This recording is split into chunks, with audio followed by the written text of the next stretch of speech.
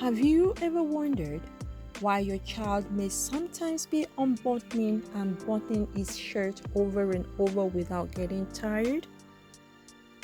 Or why she's walking up and down a flight of stairs repeatedly for no just cause?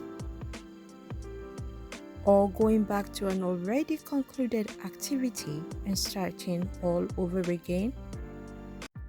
Hello everyone, thanks for tuning in to watch my video. Today we'll be learning more about Montessori sensitive period, its features as it relates to the child's development. Sensitive period in Montessori refers to a period of time when the child's interest is focused on developing a particular skill or knowledge area. The term sensitive period was first used by Hugo de Vries, a Dutch biologist, and was later adopted by Maria Montessori. Maria Montessori observed, whilst working with children, that children display an intense desire which was unplanned and natural, an ability to acquire certain skills, traits, and functions. Maria Montessori describes this intense desire as the child's absorbent mind. According to her, the child's mind is like a sponge, soaking up huge amounts of information from his or her immediate environment, naturally, spontaneously, and effortlessly. So what are the features, traits of the sensitive period? Well, during the sensitive period, the child experiences an intense mental activity from birth through age 6. During this period, the child absorbs, soaks up like a sponge, learning from his or her immediate environment naturally with ease. Also, do you know that 85% of brain development occurs by age 5? This is the child's sensitive period when learning is effortlessly absorbed.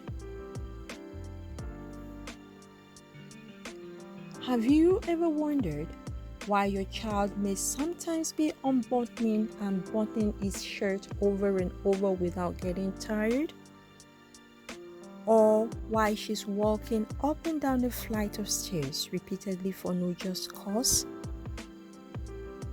Or going back to an already concluded activity and starting all over again?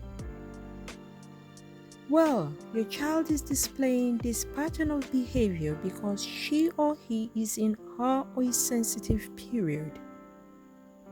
Do you also observe this sense of fulfillment and joy displayed by your child after the task or skill is perfected?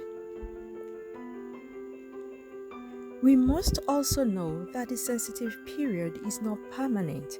This period will last only for a while to help the young child acquire certain skills, functions, or develop certain characteristics. If a sensitive period is missed, it cannot be reclaimed.